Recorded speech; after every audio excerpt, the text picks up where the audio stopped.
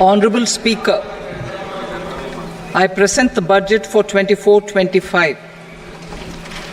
Introduction. The people of India have reposed their faith in the government led by Honorable Prime Minister Shri Narendra Modi and re-elected it for a historic third term under his leadership.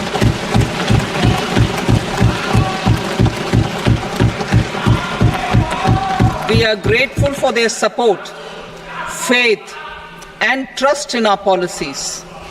We are determined to ensure that all Indians, regardless of religion, caste, gender, and age, make substantial progress in realizing their life goals and aspirations. Global context. The global economy, while performing better than expected, is still in the grip of policy uncertainties. Elevated asset prices, political uncertainties, and shipping disruptions continue to pose significant downside risks for growth and upside risks to inflation. In this context, India's economic growth continues to be the shining exception and will remain so in the years ahead.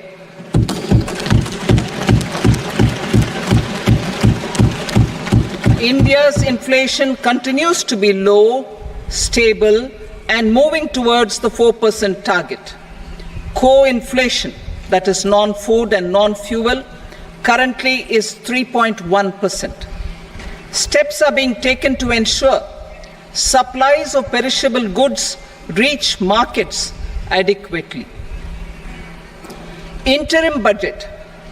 As mentioned in the interim budget, we need to focus on four major castes, namely the Garib, Mahilaye, Yuva, and Annadata, the poor, women, youth, and the farmer. For Annadata, we announced higher minimum support prices a month ago for all major crops, delivering on the promise of at least a 50% margin over costs. Pradhan Mantri Garib Kalyan Anna Yojana was extended for 5 years, benefiting more than 80 crore people. Administrative actions for approval and implementation of various schemes announced in the interim budget are well underway. The required allocations have been made. Budget theme. Turning attention to the full year and beyond in this budget, we particularly focus on employment, skilling, MSMEs, and the middle class. I am happy to announce the Prime Minister's package of 5 schemes and initiatives to facilitate employment, skilling, and other opportunities for 4.1 crore youth over a 5-year period, with a central outlay of 2 lakh crore rupees. I will speak about them shortly, while more details may be seen in the annexure. This year, I've made a provision of 1.48 lakh rupees, 1.48 lakh crore rupees for education, employment, and skilling. Budget priorities. The people have given a unique opportunity to our government to take the country on the path of strong development and an all-round prosperity. In the interim budget, we promise to present a detailed roadmap for our pursuit of Vikasit Bharat. In line with the strategy set out in the interim budget, this budget envisages sustained efforts on the following 9 priorities for generating ample opportunities for all. Number 1, productivity and resilience in agriculture. Number 2, employment and skilling. Number 3, inclusive human resource development and social justice. 4. Manufacturing and services. 5. Urban development. 6. Energy security. 7. Infrastructure. 8. Innovation, research and development. And 9. Next generation reforms. Subsequent budgets will build on these and add more priorities and actions. A more detailed formulation will be carried out as part of the economic policy framework about which I will speak later in this speech. This budget details some of the specific actions to be initiated in the current year towards fulfillment of these priorities, with potential for transformative changes. The budget also covers some of the previously made announcements with intent to strengthen them and step up their implementation for expediting our journey towards the goal of Viksit Bharat. Priority 1: productivity and resilience in agriculture. Transforming agricultural research. Our government will undertake a comprehensive review of the agricultural research setup to bring the focus on raising productivity and developing climate resilient varieties. Funding will be provided in challenge mode, including to the private sector. Domain experts, both from the government and outside, will oversee the conduct of such research. Release of new varieties. New 109 high-yielding and climate-resilient varieties of 32 field and horticultural crops will be released for cultivation by farmers. Natural farming. In the next 2 years, 1 crore farmers across the country will be initiated into natural farming, supported by certification and branding. Implementation will be through scientific institutions and willing gram panchayats. 10,000 need-based bio-input resource centers will be established. Missions for pulses and oilseeds. For achieving self-sufficiency in pulses and oilseeds, we will strengthen their production, storage, and marketing. As announced in the interim budget, a strategy is being put in place to achieve Atmanirbharta for oilseeds such as mustard, groundnut, sesame, soybean, and sunflower. Vegetable production and supply chains.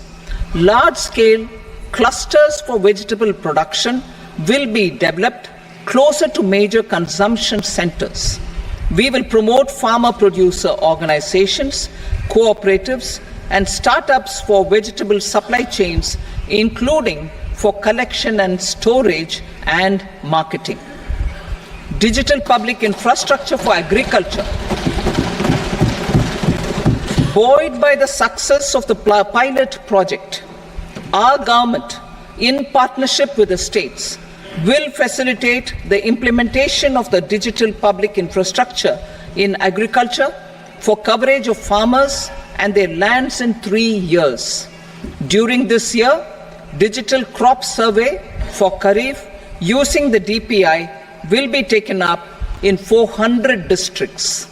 The details of 6 crore farmers and their lands will be brought into the farmer and land registries. Further, the issuance of Jan Samarth based Kisan credit cards will be enabled in 5 states. Shrimp production and export. Financial support for setting up a network of nucleus breeding centers for shrimp brood stocks will be provided. Financing for shrimp farming, processing, and export will be facilitated through NABARD. national cooperation policy. Our government will bring out a national cooperation policy for systematic, orderly, and all-round development of the cooperative sector, fast-tracking growth of rural economy and generation of employment opportunities on a large scale will be the policy goal. This year, I have made a provision of 1.52 lakh crore rupees for agriculture and allied sectors.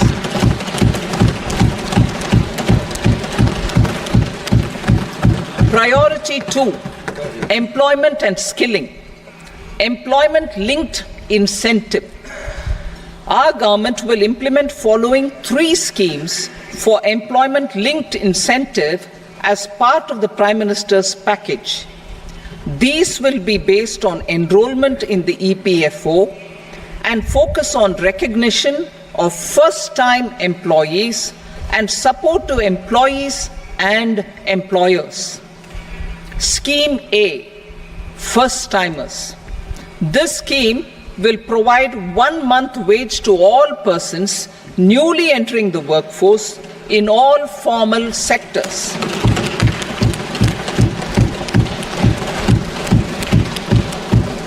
Direct benefit transfer of 1 month's salary in 3 installments to first-time employees as registered in the EPFO will be up to 15,000 rupees.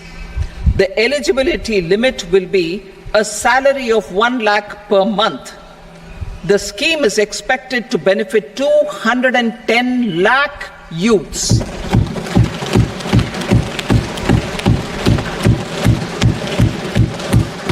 Scheme B, job creation in manufacturing. This scheme will incentivize additional employment in the manufacturing sector linked to the employment of first-time employees. An incentive will be provided at specified scale directly both to the employee and the employer with respect to the EPFO contribution in the first 4 years of employment. The scheme is expected to benefit 30 lakh youth entering employment and their employers.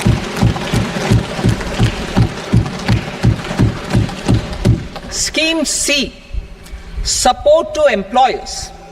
This employer-focused scheme will cover additional employment in all sectors.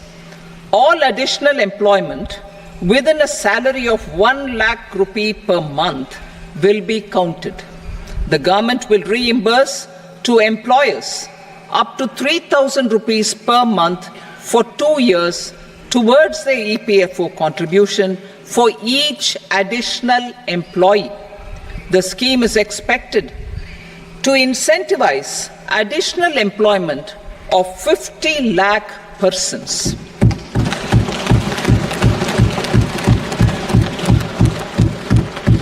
Participation of women in the workforce.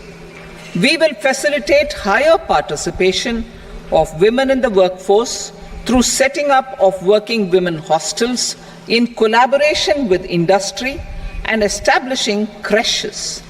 In addition, the partnership will seek to organize women-specific skilling programs and promotion of market access for women SHG enterprises.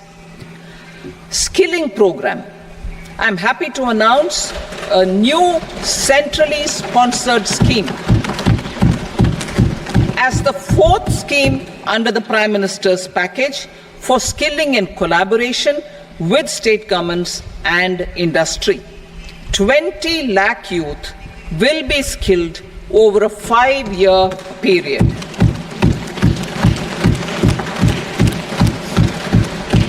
$1,000 industrial training institutes will be upgraded in hub and spoke arrangements with outcome orientation. Course content and design will be aligned to the skill needs of industry, and new courses will be introduced for emerging needs. Skilling loans. The model skill loan scheme will be revised to facilitate loans up to 7.5 lakh rupees with a guarantee from a government-promoted fund. This measure is expected to help 25,000 students every year.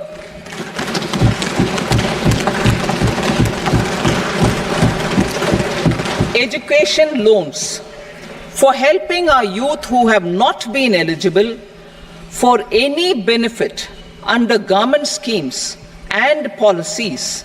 I am happy to announce a financial support for loans up to 10 lakh rupees for higher education in domestic institutions.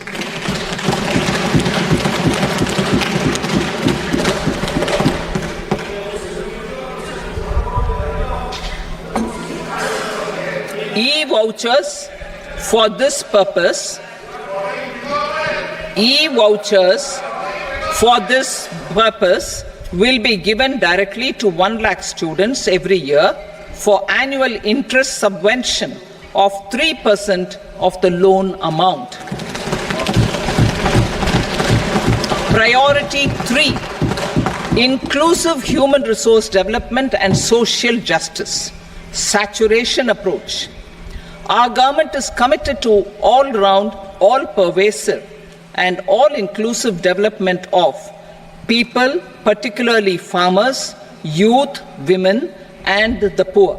For achieving social justice comprehensively, the saturation approach of covering all eligible people through various programs, including those for education and health, will be adopted to empower them by improving their capabilities. Implementation of schemes meant for supporting economic activities by craftsmen, artisans, self-help groups, scheduled caste, scheduled tribe, and women entrepreneurs and street vendors such as the PM Vishwakarma, PM Swanidhi, National Livelihood Missions, and Stand Up India will be stepped up. Purvodaya. The states in the eastern part of the country are rich in endowments and have strong cultural traditions. We will formulate a plan, Purvodaya, for the all-round development of the eastern region of the country, covering Bihar, Jharkhand, West Bengal, Odisha, and Andhra Pradesh. This will cover human resource development, infrastructure, and generation of economic opportunities to make the region an engine to attain Vikasit Bharat. On the Amritsar-Kolkata Industrial Corridor, we will support development of an industrial node at Gaya. This corridor will catalyze industrial development of the eastern region. The industrial node at Gaya will also be a good model for developing our ancient centers of cultural importance into future centers of modern economy. This model shall showcase Vikas B, Virasat B in our growth trajectory. We will also support development of road connectivity projects, namely 1. Patna-Purnia Expressway, 2. Buxar-Bhagalpur Expressway, 3. Bodh Gaya, Rajgir, Vaishali and Darbhanga spurs, and 4. Additional 2-lane bridge over River Ganga at Buxar at a total cost of 26,000 crore rupees.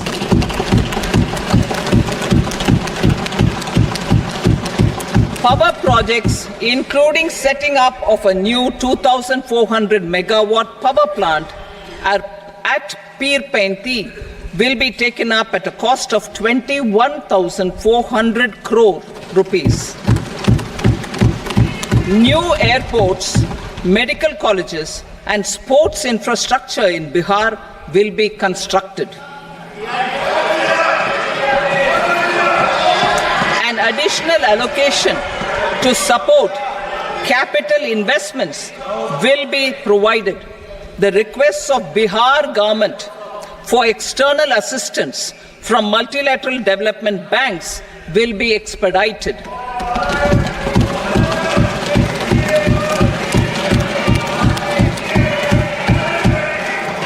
Andhra Pradesh Reorganization Act.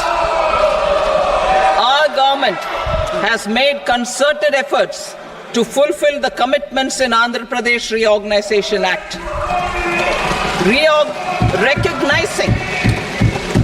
Recognizing the state's need for the capital, recognizing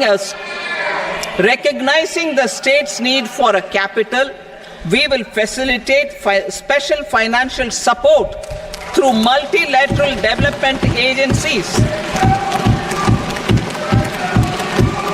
In the current financial year, 15,000 crore rupees will be arranged with additional amounts in future years.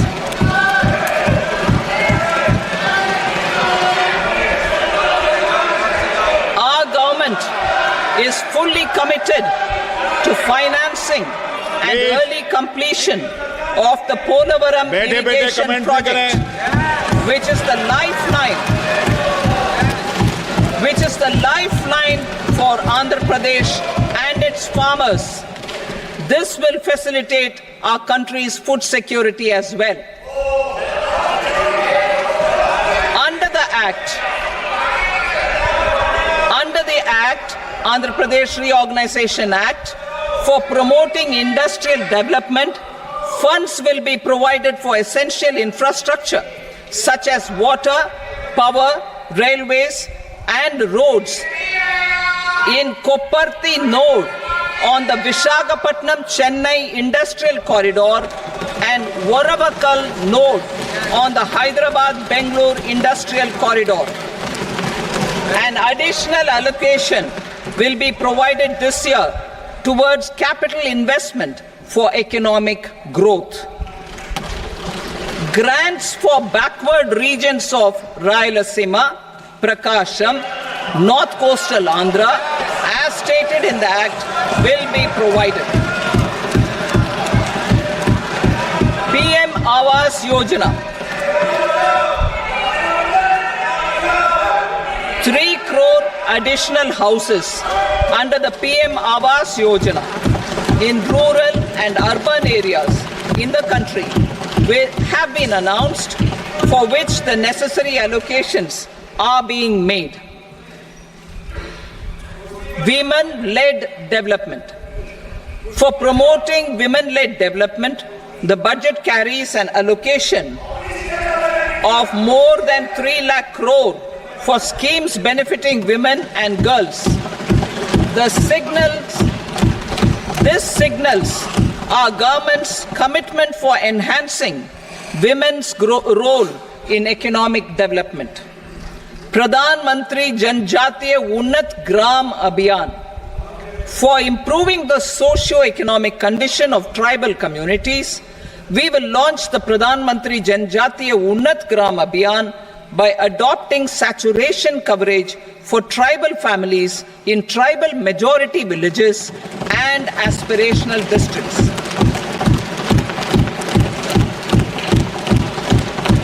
This will cover 63,000 villages, benefiting 5 crore tribal people. Bank branches in northeastern region. More than 100 branches of India Post Payment Bank will be set up in the northeast region to expand the banking services. This year, I have made a provision of 2.66 lakh crore rupees for rural development, including rural infrastructure. Priority 4, manufacturing and services, support for promotion of MSMEs. This budget provides special attention to MSMEs and manufacturing, particularly labor-intensive manufacturing. We have formulated a package covering financing, regulatory changes, and technology support for MSMEs to help them grow and also compete globally, as mentioned in the interim budget.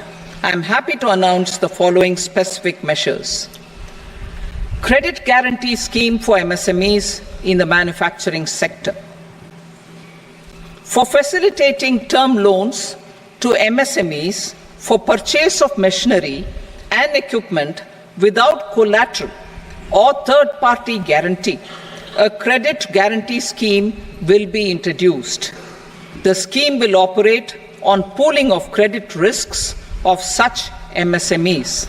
A separately constituted self-financing guarantee fund will provide to each applicant guarantee cover up to 100 crore rupees, while the loan amount may be larger. The borrower will have to provide an upfront guarantee fee and an annual guarantee fee on the reducing loan balance. New assessment model for MSME credit. Public sector banks will build their own in-house capability to assess MSMEs for credit instead of relying on external assessment. They will also take a lead in developing or getting developed a new credit assessment model based on the scoring of digital footprints of the MSMEs in the economy. This is expected to be a significant improvement over the traditional assessment of credit eligibility based only on asset or turnover criteria. That will also cover MSMEs without a formal accounting system. Credit support to MSMEs during stress period. I'm happy to announce a new mechanism for facilitating continuation of bank credit to MSMEs during their stress period while being in special mention account, SMA stage, for reasons beyond their control. MSMEs need credit to continue their business and to avoid getting into the NPA stage. Credit availability will be supported through a guarantee from a government-promoted fund. Mudra loans. The limit of Mudra loans will be enhanced to 20 lakh from the current 10 lakh for those entrepreneurs who have availed and successfully repaid previous loans under the Tarun category. Enhanced scope for mandatory onboarding in trades. For facilitating MSMEs to unlock their working capital by converting their trade receivables into cash, I propose to reduce the turnover threshold of buyers for mandatory onboarding on the trades platform from rupees 500 crore to 250 crore rupees. This measure will bring 22 more CPSCs and 7,000 more companies onto the platform. Medium enterprises will also be included in the scope of the suppliers. SIDBI branches in MSME clusters. SIDBI will open new branches to expand its reach to serve all major MSME clusters within 3 years and provide direct credit to them. With the opening of 24 such branches this year, the service coverage will expand to 168 out of 242 major clusters. MSME units for food irradiation, quality and safety testing. Financial support for setting up of 50 multi-product food irradiation units in the MSME sector will be provided. Setting up of 100 food quality and safety testing labs with NABL accreditation will be facilitated. E-commerce export hubs. To enable MSMEs and traditional artisans to sell their products in international markets, e-commerce export hubs will be set up in public-private partnership mode. These hubs, under a seamless regulatory and logistic framework, will facilitate trade and export-related services under one roof. Measures for promotion of manufacturing and services. Internship in top companies. As the fifth scheme under Prime Minister's package, our government will launch a comprehensive scheme for providing internship opportunities in 500 top companies to 1 crore youth in 5 years. They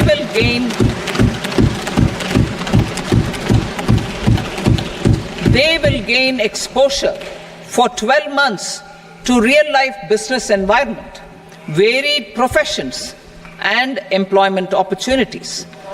An internship allowance of 5,000 per month, 5,000 rupees per month, along with a one-time assistance of 6,000 rupees will be provided. Companies will be expected to bear the training cost and 10% of their internship cost from their CSR funds. Industrial parks. Our government will facilitate development of investment-ready, plug-and-play industrial parks with complete infrastructure in or near 100 cities in partnership with the states and private sector by better using town planning schemes. 12 industrial parks under the National Industrial Corridor Development Program also will be sanctioned.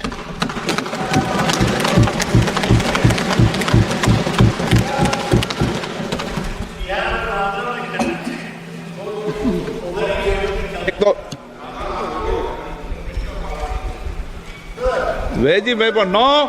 Please, Petty.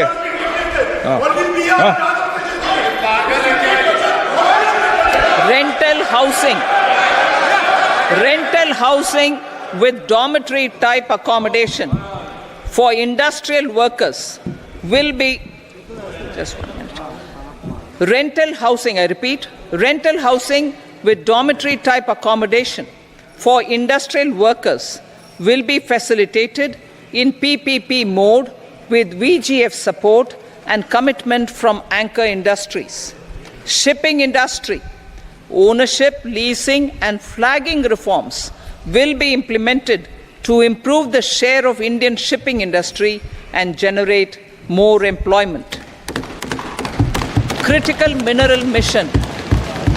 We will set up a critical mineral mission for domestic production, recycling of critical minerals and overseas acquisition of critical mineral assets. Its mandate will include technology development, skilled workforce, extended producer responsibility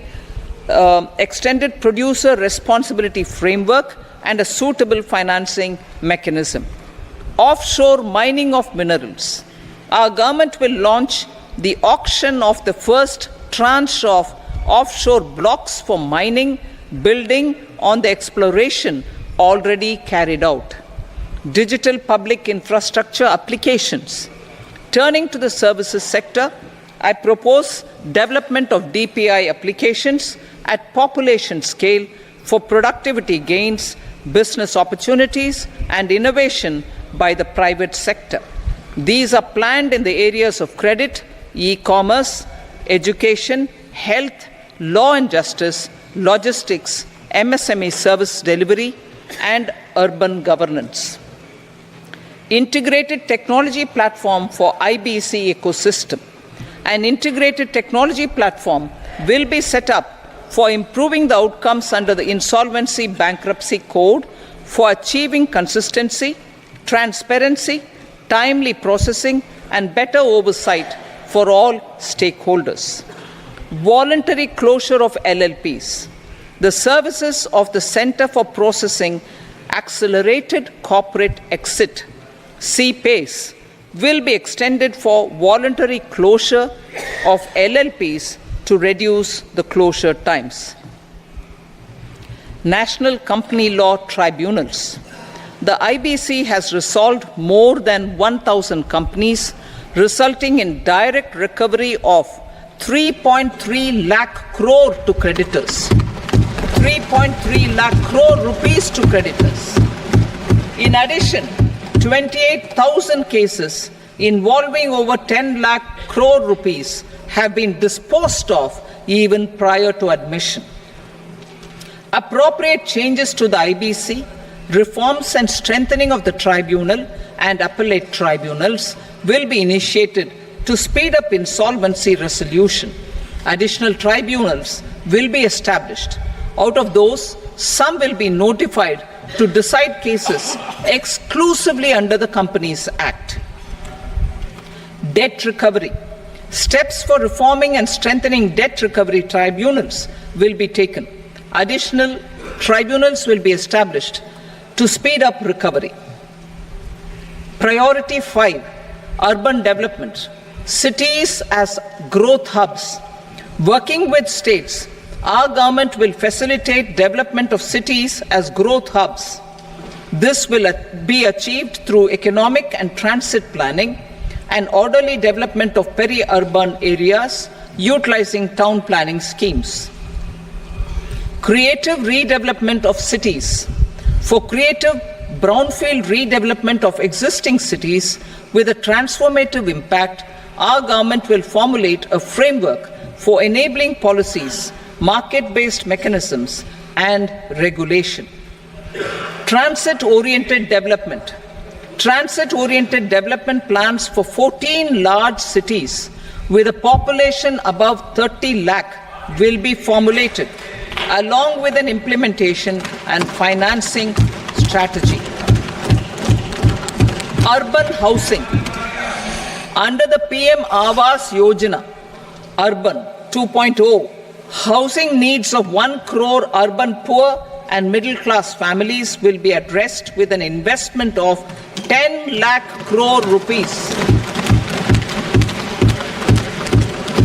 This will include the central assistance of 2.2 lakh crore rupees in the next 5 years.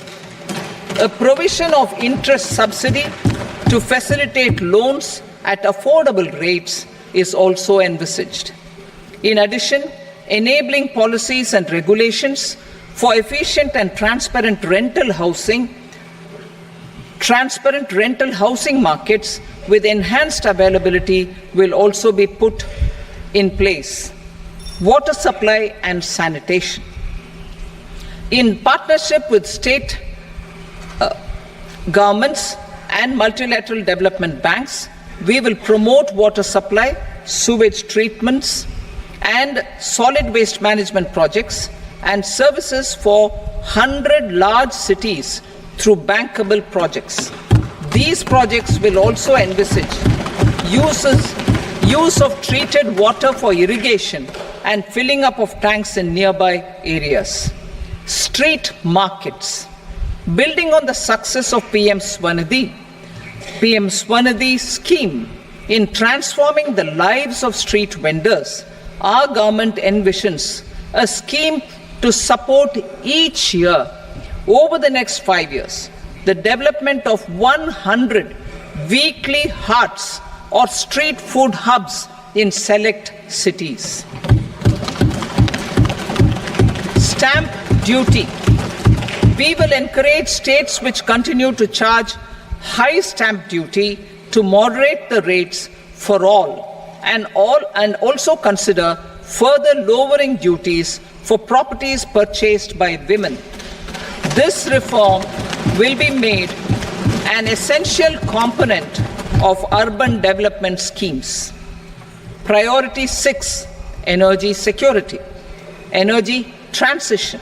In the interim budget, I had announced our strategy to sustain high and more resource-efficient economic growth, along with the energy security in terms of availability, accessibility, and affordability. We will bring out a policy document on appropriate energy transition pathways that balances the imperatives of employment, growth, and environmental sustainability. PM Surya Ghar Muft Bijli Yojana. PM Surya Ghar Muft Bijli Yojana. In line with the announcement in the interim budget, In line with the announcement in the interim budget, PM Surya Ghar Muft Bijli Yojana has been launched to install rooftop solar plants to enable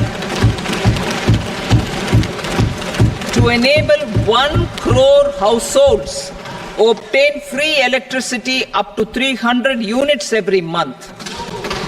The scheme has generated remarkable response with more than 1.28 crore registrations and 14 lakh applications, and we will further encourage it. Pumped storage policy. A policy for promoting pumped storage projects will be brought out for electricity storage and facilitating smooth integration of the growing share of renewable energy with its variable and intermittent nature in the overall energy mix. Research and development of small and modular nuclear reactors. Nuclear energy is expected to form a very significant part of the energy mix for Vikasit Bharat. Towards that pursuit, our government will partner with the private sector for 1. Setting up Bharat Small Reactors, 2. Research and development of Bharat Small Modular Reactor, and 3. Research and development of newer technologies for nuclear energy. The R&D funding announced in the interim budget will be made available for this sector also. Advanced ultra supercritical thermal power plants. The development of indigenous technology for advanced ultra supercritical thermal power plants with much higher efficiency has been completed.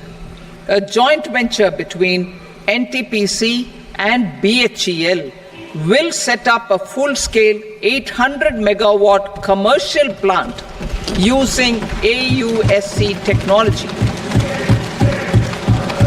The government will provide the required fiscal support. Moving forward, development of indigenous capacity for the production of high-grade steel and other advanced metallurgy materials for these plants will result in strong spin-off benefits for the economy.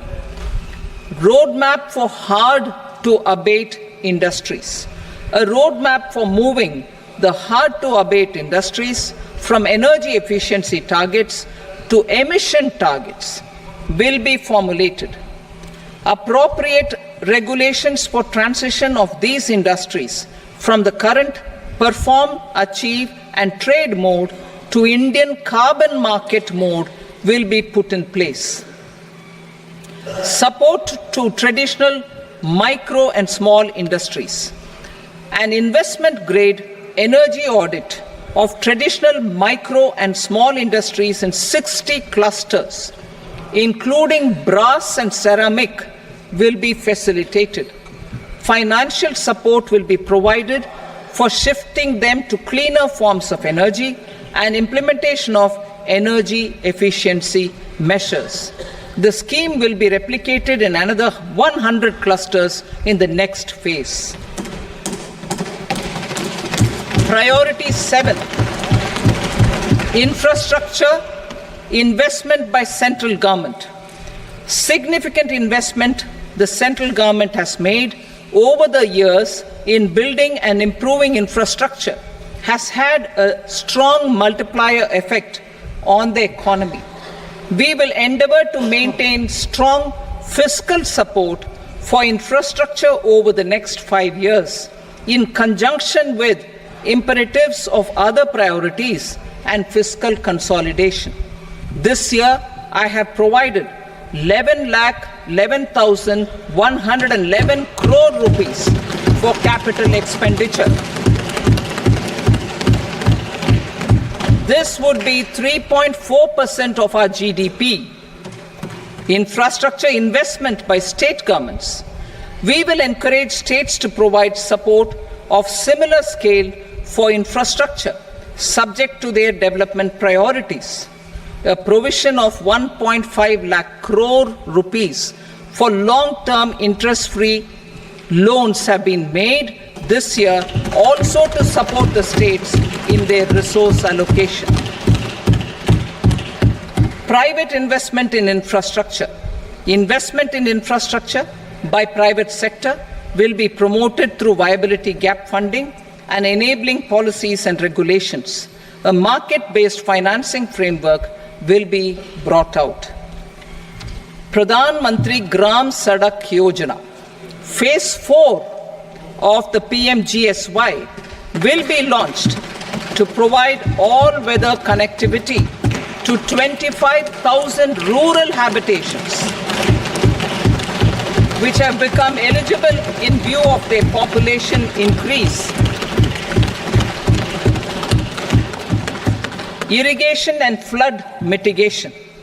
Bihar has frequently suffered from floods, many of them originating outside the country. Plans to build flood control structures in Nepal are yet to progress. Our government, through the Accelerated Irrigation Benefit Program and other sources, will provide financial support for projects with estimated cost of 11,500 crore rupees, such as the Kosi-Michi intra-state link and 20 other ongoing and new schemes, including barrages, river pollution abatement and irrigation projects. In addition, survey and investigation of Kosi-related flood mitigation and irrigation projects will be undertaken.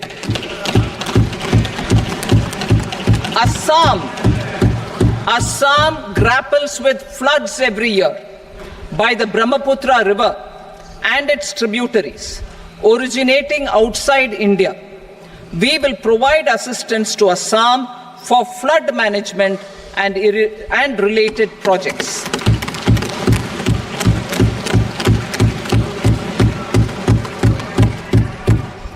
Himachal Pradesh suffered extensive losses due to floods last year. Our government will provide assistance to the state for reconstruction and rehabilitation through multilateral development assistance.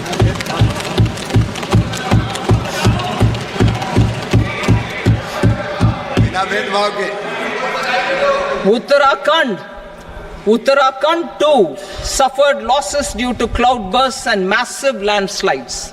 We will provide assistance to the state. Recently, Sikkim witnessed devastating flash floods and landslides that wreaked havoc across the state. Our government will provide assistance to the state. Tourism. Tourism has always been a part of our civilization. Our efforts in positioning India as a global tourist destination will also create jobs, stimulate investments, and unlock economic opportunities for other sectors. In addition to the measures outlined in the interim budget, I propose the following measures. Vishnupad Temple at Gaya and Mahabodhi Temple at Bodh Gaya in Bihar are of immense spiritual significance.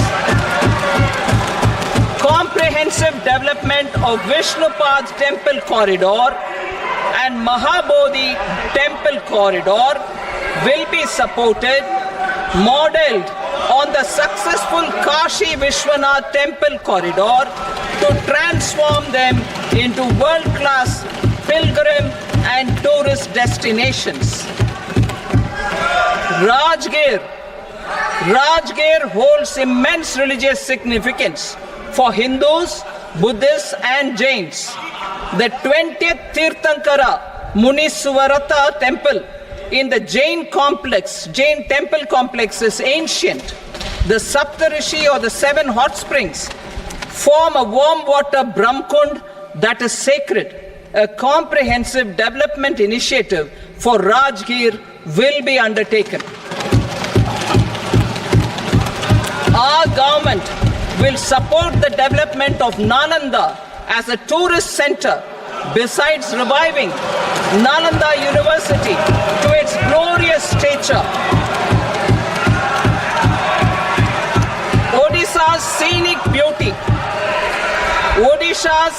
beauty, temples, monuments, craftsmanship, wildlife sanctuaries, natural landscapes, and pristine beaches make it an ultimate tourism destination. Our government will provide assistance for their development to Odisha as well. Priority 8, innovation, research and development. We will operationalize the Anusandhan National Research Fund for basic research and prototype development. Further, we will set up a mechanism for spurring private sector-driven research and innovation at commercial scale with a financing pool of 1 lakh crore rupees in line with the announcement in the interim budget. Space economy. With our continued emphasis on expanding the space economy by 5 times in the next 10 years, a venture capital fund of 1,000 crore rupees will be set up. Priority 9, next generation reforms. Economic policy framework.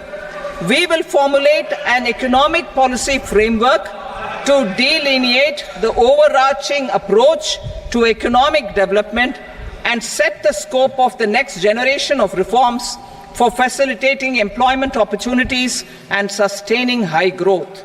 Our government will initiate and incentivize reforms for 1. Improving productivity of factors of production, and 2.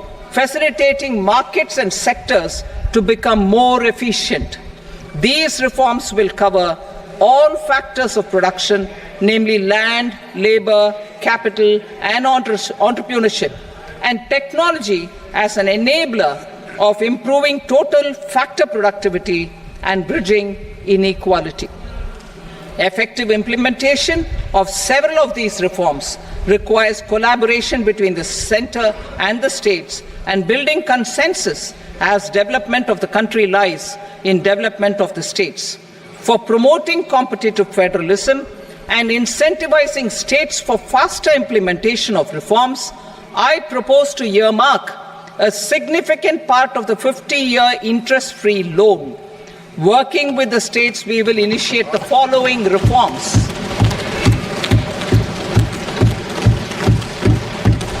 Land-related reforms and actions, both in the rural and urban areas, will cover land administration, will cover 1. Land administration, planning and management, and 2. Urban planning usage and building bylaws. These will be incentivized for completion within the next 3 years through appropriate fiscal support. Rural land-related actions. Rural land-related actions will include 1. Assignment of unique land parcel identification number, UL PIN, or Bhu Aadhaar for all lands. 2. Digitization of cadastral maps. 3. Survey of subdivisions, survey of map subdivisions as per current ownership. 4. Establishment of land registry. And 5. Linking to the farmers registry. These actions will also facilitate credit flow and other agricultural services. Urban land-related actions. Land records in urban areas will be digitized with GIS mapping. An IT-based system for property record administration, updating, and tax administration will be established. These will also facilitate improving the financial position of urban local bodies. Labor-related reforms. Services to labor. Our government will facilitate the provision of a wide array of services to labor, including those for employment and skilling. A comprehensive integration of e-Shram portal with other portals will facilitate such one-stop solution. Open architecture databases for the rapidly changing labor market, skill requirements, and available job roles, and a mechanism to connect job aspirants with potential employers and skill providers will be covered in these services. Shram Suvidha and Samadhan portal. Shram Suvidha and Samadhan portal will be revamped to enhance ease of compliance for industry and trade. Capital and entrepreneurship related reforms, financial sector vision and strategy. For meeting financing needs of the economy, our government will bring out a financial sector vision and strategy document to prepare the sector in terms of size, capacity, and skills. This will set the agenda for the next 5 years and guide the work of the government, regulators, financial institutions, and market participants. Taxonomy for climate finance. We will develop taxonomy for climate finance for enhancing the availability of capital for climate adaptation and mitigation. This will support achievement of the country's climate commitments and green transition. Variable capital company structure. We will seek the required legislative approval for providing an efficient and flexible mode for financing leasing of aircrafts and ships and pooled funds of private equity through a variable company structure. Foreign direct investments and overseas investment. The rules and regulations for foreign direct investment and overseas investments will be simplified to 1. Facilitate foreign direct investments, 2. Nudge prioritization, and 3. Promote opportunities for using Indian rupee as a currency for overseas investment. NPS Vatsalya. NPS Vatsalya, a plan for contribution by parents and guardians for minors, will be started. On attaining the age of majority, the plan can be converted seamlessly into a normal NPS account. Use of technology. We have successfully used technology for improving productivity and bridging inequality in our economy during the past 10 years. Public investment in digital infrastructure and innovations by the private sector have helped in improving access of all citizens, particularly the common people, to market resources, education, health and services. We will step up adoption of technology towards digitalization of the economy. Ease of doing business. For enhancing ease of doing business, we are already working on the Jan Vishwas Bill 2.0. Further, states will be incentivized for implementation of the business reforms, action plans, and digitalization. Data and statistics. For improving data governance, collection, processing and management of data and statistics, different sectoral databases, including those established under the Digital India Mission, will be utilized with active use of technology tools. New pension scheme. The committee to review the NPS has made considerable progress in its work. I'm happy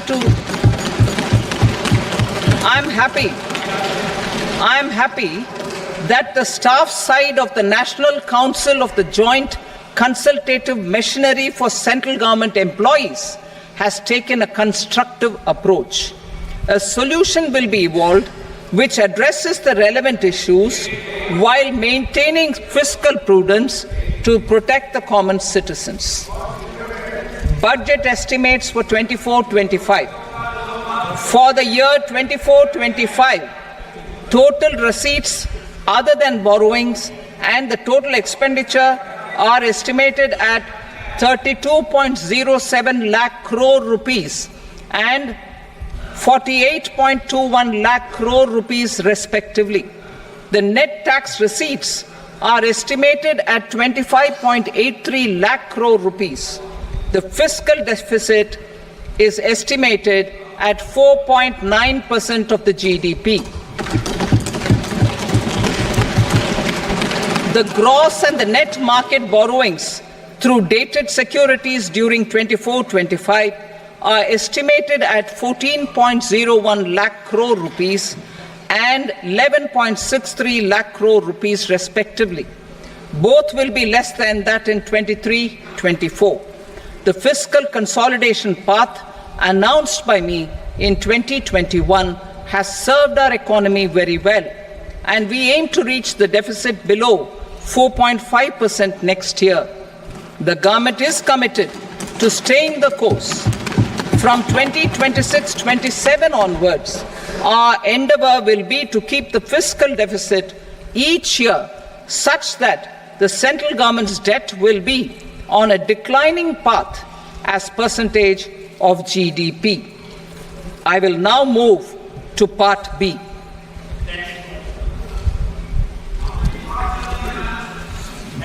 Indirect taxes.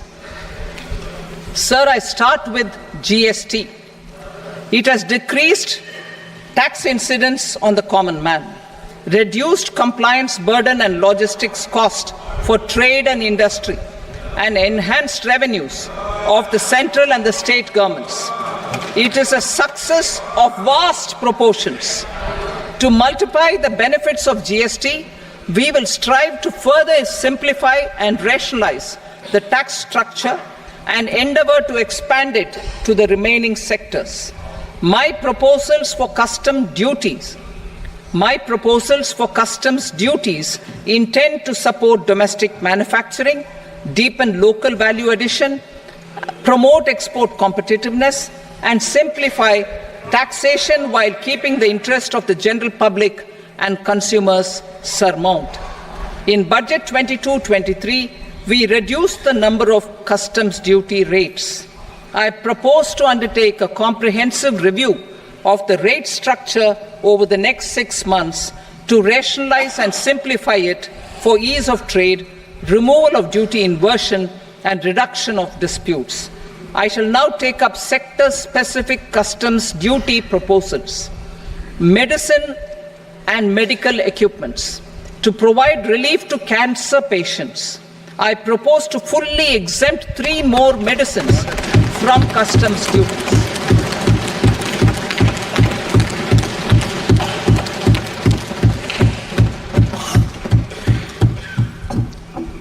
I also propose changes in the BCD on X-ray tubes and flat panel detectors for use in medical X-ray machines under the phased manufacturing program so as to synchronize them with the domestic capacity addition. Mobile phone and related parts.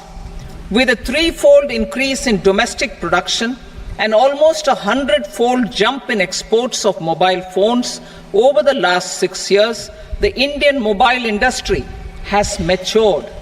In the interest of consumers, I now propose to reduce the BCD on mobile phone, mobile PCBA, and mobile charger to 15%. Critical minerals. Minerals such as lithium, copper, cobalt, and rare earth elements are critical for sectors like nuclear energy, renewable energy, space, defense, telecommunications, and high-tech electronics. I propose to fully exempt customs duties on 25 critical minerals and reduce BCD on 2 of them. This will provide a major fillip to the processing and refining of such minerals and help secure their availability for these strategic and important sectors. Solar energy. Energy transition is critical in the fight against climate change. To support energy transition, I propose to expand the list of exempted capital goods for use in the manufacture of solar cells and panels in the country. Further, in view of sufficient domestic manufacturing capacity of solar gas, glass and tinned copper interconnect, I propose not to extend the exemption of custom duties provided to them. Marine products.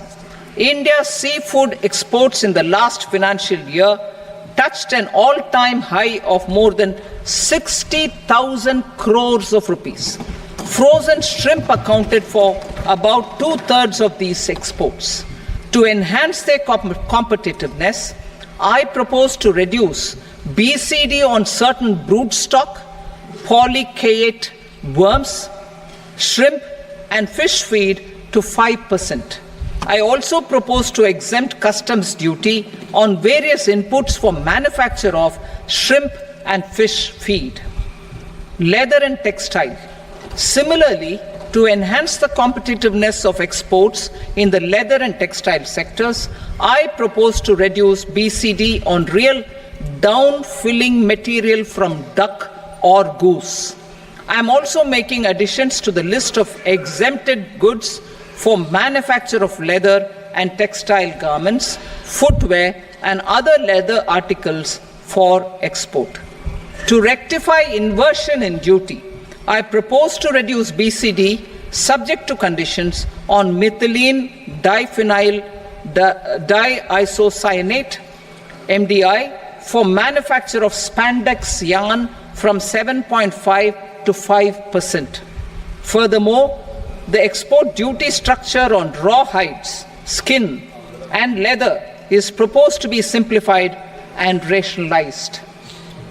Precious metals. To enhance domestic value addition in gold and precious metal jewelry in the country, I propose to reduce customs duties on gold and silver to 6% and that of platinum to 6.4%.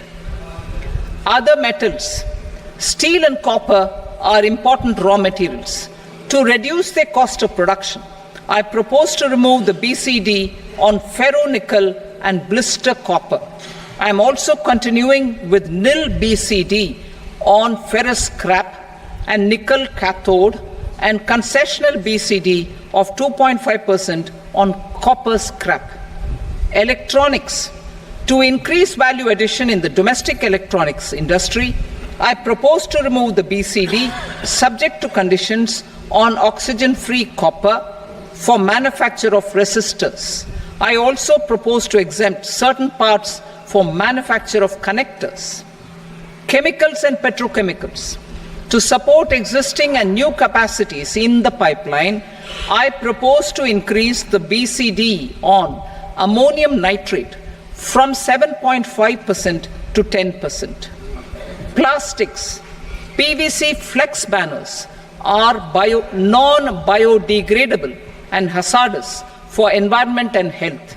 To curb their imports, I propose to raise the BCD on them from 10 to 25%. Telecommunication equipment. To incentivize domestic manufacturing, I propose to increase the BCD from 10 to 15% on PCBA of specified telecom equipment. Trade facilitation. To promote domestic aviation and boat and ship MRO, I propose to extend the period for export of goods imported for repairs from 6 months to 1 year. I'll read that again. To promote domestic aviation and boat and ship maintenance, repair and operations, I propose to extend the period for export of goods imported for repairs from 6 months to 1 year. In the same vein, I propose to extend the time limit for re-import of goods for repairs under warranty from 3 to 5 years. I now move to direct taxes. We will continue our efforts to simplify taxes, improve taxpayer services, provide tax certainty, and reduce litigation while enhancing revenues for funding the development and welfare schemes of the government. It has been our endeavour to simplify taxation. We have taken a number of measures in the last few years, including introduction of simplified tax regimes without exemptions and deductions for corporate tax and for personal income tax. This has been appreciated by taxpayers. 58% of corporate tax came from the simplified tax regime in the financial year 22-23. Similarly, as per data available till now, for the last fiscal, more than 2/3 have availed the new personal income tax regime. Comprehensive review of the Income Tax Act. I am now announcing a comprehensive review of the Income Tax Act 1961. The purpose is to make the Act concise, lucid, easy to read and understand. This will reduce disputes and litigation, thereby providing tax certainty to the taxpayers. I will also bring down the demand embroiled in litigation. It is proposed to be completed in 6 months. A beginning is being made in the Finance Bill by simplifying the tax regime for charities, tedious rate structures, provisions of reassessment and such provisions, and capital gains taxation. Simplification for charities and tedious. Two tax exemption regimes. The two tax exemption regimes for charities are proposed to be merged into one. The 5% tedious rate on many payments is being merged into the 2% tedious rate, and the 20% tedious rate on repurchase of units by mutual funds or UTI is being withdrawn. Tedious rate on e-commerce operators is proposed to be reduced from 1 to 0.1%. Moreover, credit of TCS is proposed to be given in the TDS to be deducted on salary. Further, I propose to decriminalize delay for payment of TDS up to the due date of filing statement for the same.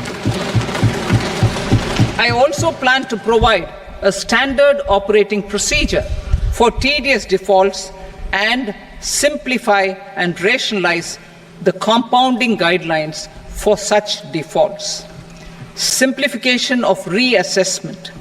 I propose to thoroughly simplify the provisions for reopening and reassessment.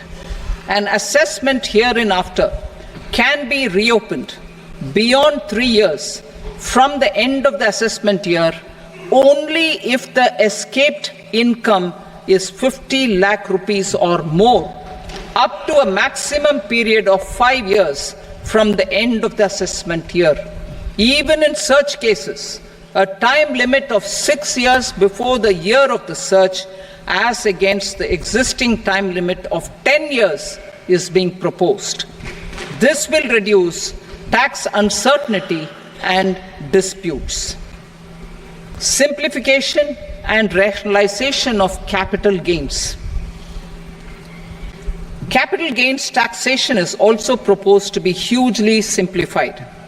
Short-term gains on certain financial assets shall henceforth attract a tax rate of 20%, while that on all other financial assets and all non-financial assets shall continue to attract the applicable tax rate.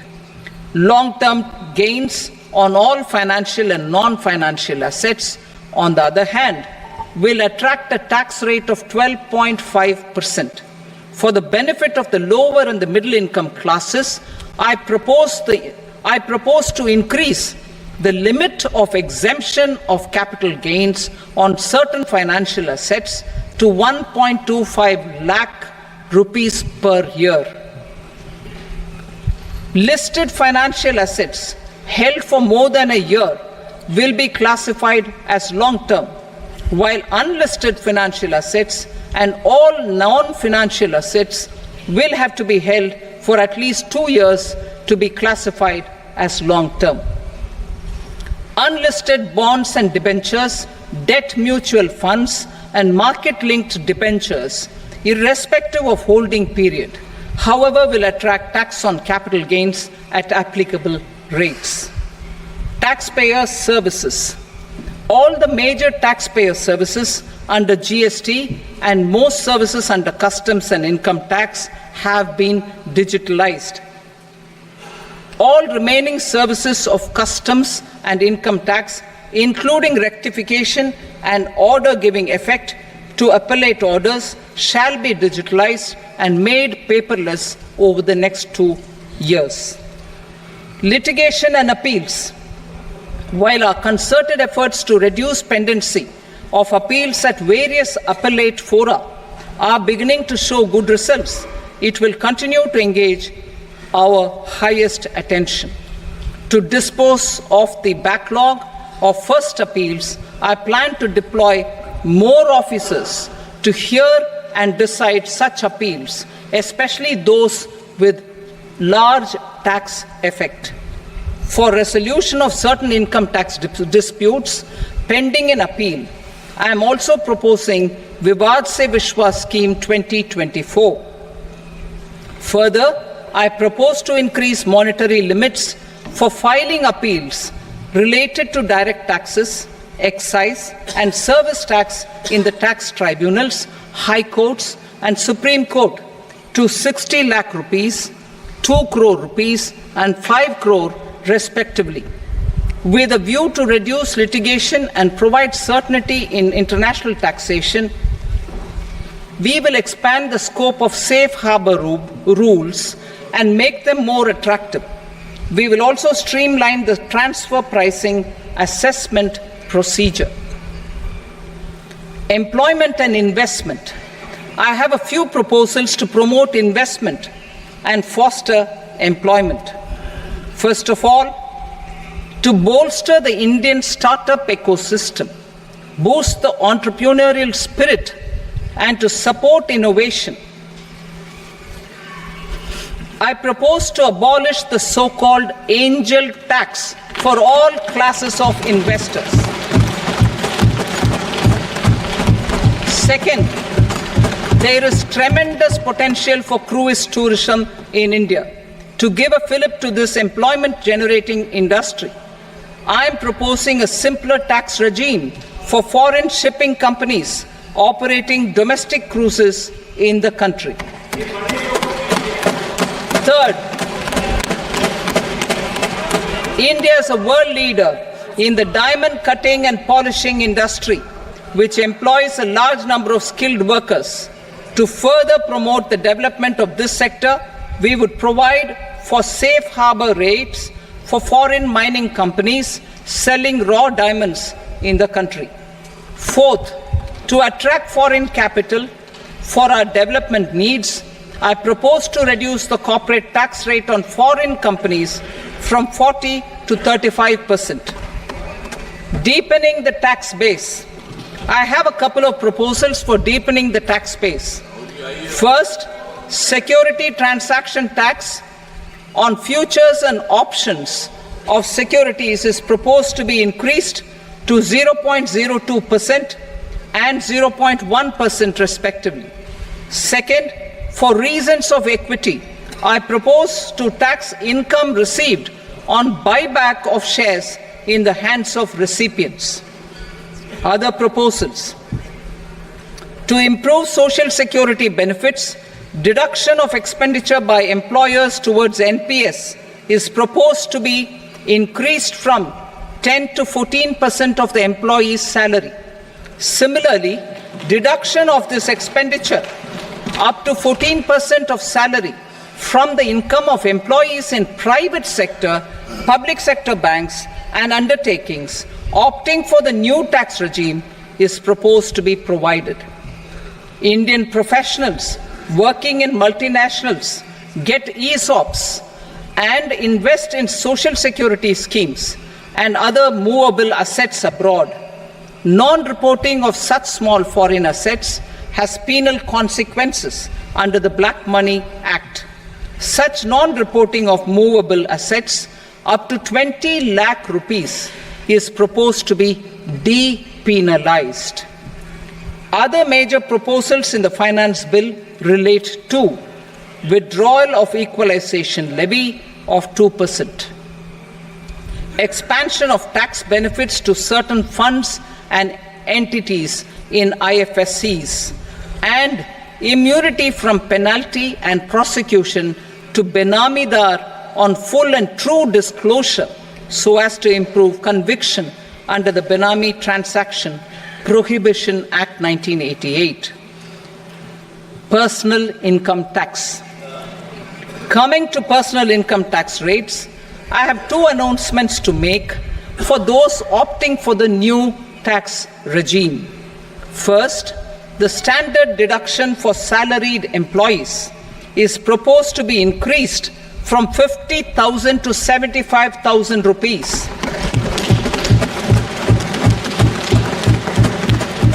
Similarly, deduction on family pension for pensioners is proposed to be enhanced from 15,000 to 25,000 rupees.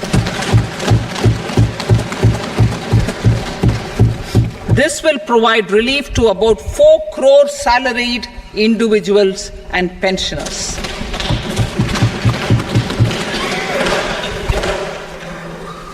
Second, in the new tax regime, the tax rate structure is proposed to be revised as follows: 0 to 3 lakh rupees, nil; 3 to 7 lakh rupees, 5%; 7 to 10 lakh rupees, 10%; 10 to 12 lakh rupees, 15%; 12 to 15 lakh rupees, 20%; and above 15 lakh rupees, 30%. As a result of these changes, a salaried employee in the new tax regime stands to save up to 17,500 rupees in income tax.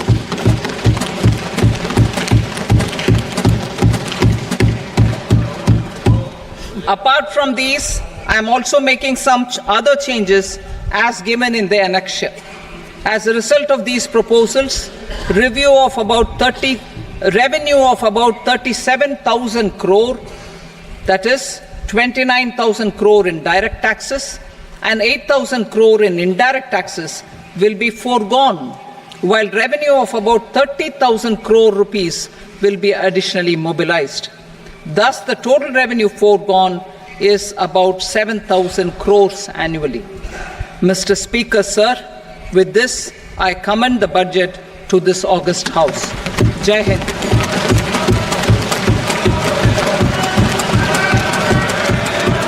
Item number 2. Item number 2.